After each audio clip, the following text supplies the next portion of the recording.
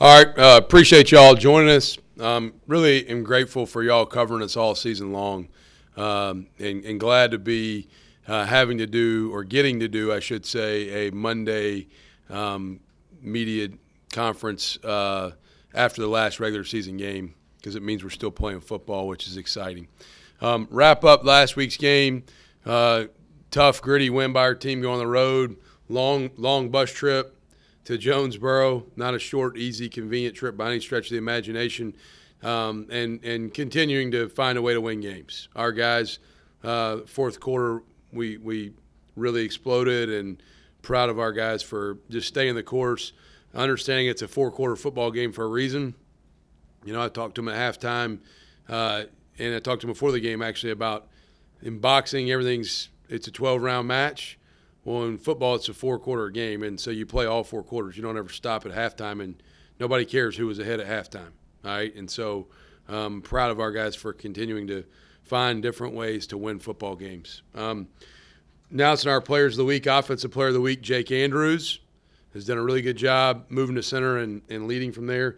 Defensive Player of the Week, pretty easy to pick, Reddy Stewart, two interceptions, but obviously the pick six that I think was sort of the one that really swung the momentum in the game.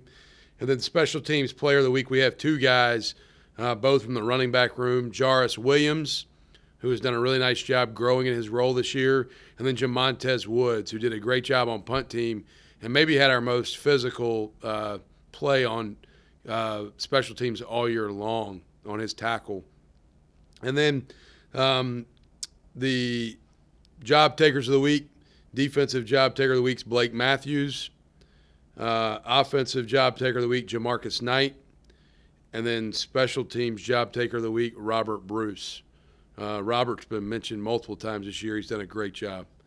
And then Nathan Harris, John Johnson, Service Award, Devon Reeves. Devon, when we got back about 2:45, 3 a.m. on Sunday morning, Devon stayed around and helped clean up the buses when everybody else is ready to get off and go home.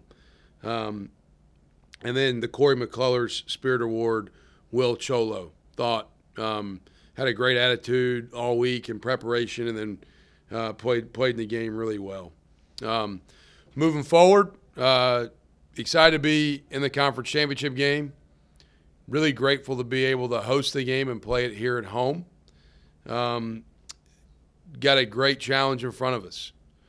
Coastal Carolina, 31-5 the last 3 years, 20-4 in conference the last 3 years. So they know how to win, and we gotta prepare really well to put ourselves in position to have a chance to win this football game. Offensively, they're unique. Got some option elements with vertical pass game attached to it. Really a lot of respect for Jamie Chadwell and their staff and what they do. They're dynamic offensively, a lot of good players. Jarrett Brown, the receiver at slot, is a dynamic player. All the receivers are good. Sam Pinckney's their leading receiver. Tight ends are good. Backs are good. The quarterback, we don't know which guy's going to be available to play. The system doesn't really change much. Everybody knows Grayson McCall and how talented he is, but they have an identity offensively, and it doesn't really change a whole lot based upon who's playing. And then defensively, their front is really good. Their D-line they present a lot of issues, and they're very challenging. And so got a really tough week to get ready, and I think we will. I think our guys will be ready to go. But like I said, these guys have been highly successful for several years in this league, and we gotta dial in and put our best foot forward all week to be ready to play our best brand of football. Before I open it up, I would like to, part of the nice thing about playing at home in this game is it should be easy for our fans to get here. We're the only, I think, FBS game going on in the state this week. And so would like to challenge all Troy Trojans to be here. No need to watch any other game on TV. Come to our game. We got a pretty big one here. It'll be a great environment. Our students get in free. All right, so that's one nice perk. just like always, students are free, so I call out all our students to make sure they're here. All right, and we'll do everything we can on our part to make sure it's a good time, but we got a lot of work to do to get ready for it. But we'd like to encourage our fan base to show up and make it feel like we have a home field advantage. So having said all that, we'll open up to questions.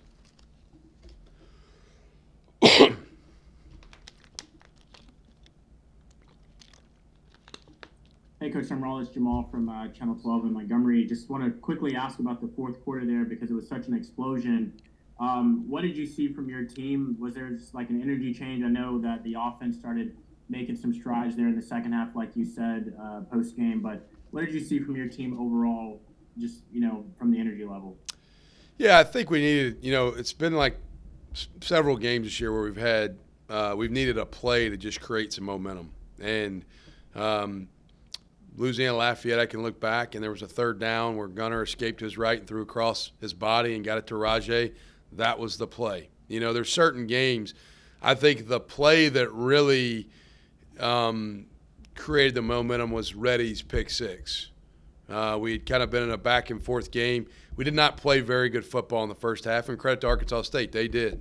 But we played really poor football in the first half, in my opinion. And from an execution and a detail standpoint.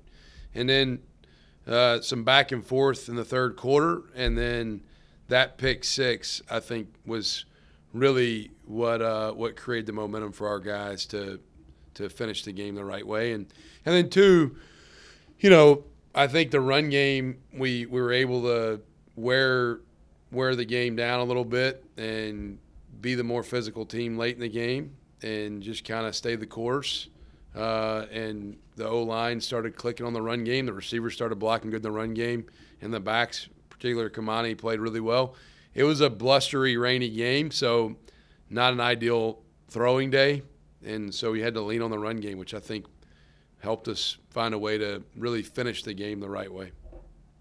And then really quickly, just to follow up, you had another Rat Poison tweet after the game, announcing the 9th straight victory. But in the locker room, the moment that you shared with your team after winning that game and clinching your spot in the championship game, how are you allowing yourself, or in what ways are you allowing yourself to really appreciate what you guys have been able to do this season and to get to this point? Because, again, it is your first year here, but you guys have accomplished so much. You're setting school marks. Yeah, no, I don't shy away from it with our team. And I also, right after the game in the locker room, I'm going to celebrate and do some things I wouldn't normally do on a Monday. So today I'll really quickly remind them, so what, now what? Like, nobody cares anymore. Like, just like, after the App State game, things didn't go our way, and I told them, so what, now what? Well, that you don't just say that when things bad happen. What happens when good things happen? Well, so what, now what? Like, nobody cares we beat Arkansas State now. That's over. And I'm going to celebrate in the locker room. Sometimes I might even dance if they want me to, but I'm not a great dancer. But I'll celebrate with the guys after the game. But I also, the course of the week, I got blinders on, man. I want to have a great Monday. I want to have the best Monday we've had all season today. And if we'll do that, then I'll be able to sleep a little bit better tonight. If we don't do that, I won't sleep as good. But I'm excited for the success of the guys. Job's not done. Season's not over. Still got this game and a bowl game obviously coming up down the road. And so for us, it's just a game week. Hey, John, it's John and Dothan. And just piggybacking on that a little bit, we see upsets every week in college football, the unexpected games, and y'all really haven't had that happen to y'all. If you will, just talk about the significance of y'all getting them prepared every week, the coaches, the players, and y'all really haven't had that letdown. You've had some letdowns maybe in the quarters, but y'all always bounce back, and I know that's hard to do. Yeah, I will. I'll give our guys credit. There hadn't been a game where I've left the game and thought, man, we just didn't play very hard today. You're not ever going to play perfect. You're striving for excellence and greatness in everything that you do. There's no perfect game. Like, I've made some mistakes this year, believe it or not. I've made several of them. And you're never going to play a perfect game. But what you can do is control the controllables. I know it sounds like coach speak, but our 4 core values here: attitude, toughness, discipline, and love. And I've not left a game this year and thought, man, we didn't play with a great attitude today, or we didn't play tough today. There's maybe a couple of games I would have liked to have played with a little bit more disciplined. And then there hadn't been a game where I've thought, man, these guys don't love each other and don't play hard for each other. They play hard every week, and not always going to play perfect. I mean, nobody in life is perfect, but I do appreciate and I'm grateful for our young men for every time they put the ball down to play. They compete and they give great effort and they strain. Are there areas we got to grow and improve still? Yeah, but we show up. You know, and that's something I say a lot. I say the word keep, and I guarantee you 120 guys in our locker room will say showing up. I say keep, they say showing up. So just keep showing up.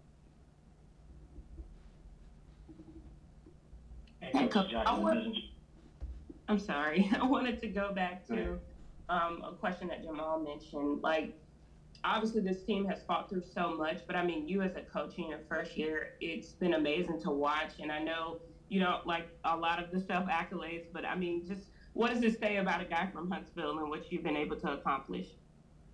Yeah, I'm grateful to be here. You know, I've my whole career I feel like attacked things with a chip on my shoulder and an edge and blue collar mentality. And I love this place. I love these kids. I love this team. I've had a great year. I got maybe a couple more gray hairs because everything comes across my desk now. But it's been a fun year, and these young men on this team have made it fun because I've said this a lot the last few days, but you know, coming in new and establishing a culture and creating an identity and getting buy-in is not easy. What has made it easier, though, is some of these young men that decided to return for another year who could have done something else. So Carlton Marshall, Austin Stidham, DK Billingsley, Craig Slocum, Will Cholo, all those guys. And then I'm missing some. You know, I mean, I could name 20. But the guys that could have done something else next that decided to come back, I'm just grateful for them because we would not be where we are as fast as we are if it wasn't for them. This is a player's game, not a coach's game. It's about the players, and I'm grateful for what our players have done this year and what they've invested. Hey, Coach Jackson Messenger. I know you don't like to talk about things that you saw in the future or think about too far ahead, but when you got the job at Troy, did you ever think that this would be possible for you guys to be playing for the Sun Belt title in your first year? Yeah, I mean, I thought it was possible. I think anything is possible, you know. I don't really try to get too far out in front of my skis. I also don't think you can't. I think you can achieve anything with hard work and you stay the course. I felt when we got, like I said, when we got Carlton and Austin and some of those 6-year guys, DK and Craig, to come back, I felt like we could have a good year. Did I know we were going to be sitting here? I didn't know that. Did I think we could? Yeah. You know, I think you can. We're good enough to win every game we play. We're also bad enough to lose every game we play. Like, I think we can be in every game we play and have a chance to win if we do it right.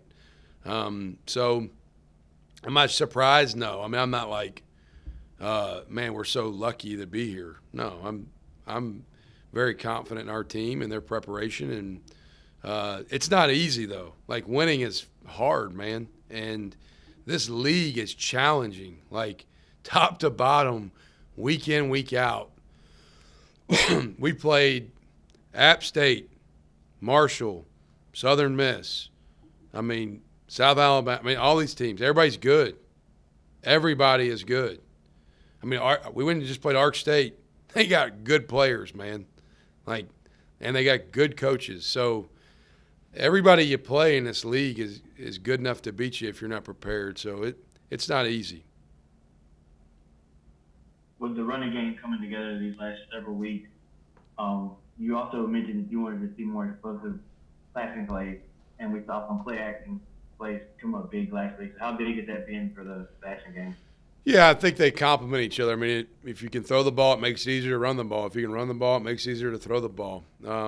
It's complementary offense. Earlier in the year, we were struggling to run it, and we were really explosive in the pass game the first 4 or 5 weeks of the season. Then, last week was a little different. Some of it was the weather. It wasn't like a monsoon, but the ball was wet, and there was a little bit of wind and some things that contributed to maybe the style of play. But yeah, I think they help each other. And 2 weeks ago, you guys probably remember after the Monroe game, I said I actually wanted to go into the game, throw the ball more, but we got up by 3 scores, and I'm like, don't throw it. Let's see if we can run for 250. So you play each game to win that game, and during the flow of the game, maybe you have to recalibrate or readjust at times. Coach, we know you're infamous so what, now what after a game and going into the week, but have you already set your quote for this specific game? I know you normally do it on Mondays. I didn't know if you'd already did. Yeah, some of it will be the same as the year. There'll be a couple new things. I like to sit on that and share it with the team first. But so what, now what is all year. There's a handful of them that don't change, and then each week there's a couple that are unique to that week, and I'll have a couple, but I'll share them later. Yes, sir. One I respect the fact that you've picked up on that, though. Yes, I did. One more question, Coach. Any update on Jabari? Jabri, not yeah, Jabari. I got you. It's all good. Jabri is out this week. I think he's going to have a real good chance to play in the bowl game. Not a guarantee, but a good chance. A lot of that depends on which bowl game we're in, too. If you're in the first one, you may not, and if you're in a later one, you may. But we'll be smart about when we bring him back, but he will not be available this week, unfortunately. I love Jabri Barber. I've made no secret about that. He's a phenomenal young man, and we've missed him offensively, and I'm glad we get to see him come back hopefully here shortly and play in one more game, but will not be available this week. Everybody else, I think we got a pretty good chance of seeing everybody else available. I've already mentioned, I think, Jaden McDonald's out. He's been out since the App State game. Same with Lewis Medina. Those guys won't be available, but Marcus Rogers is out. Outside of that, I think everybody that played last week, I think, will be able to play this week.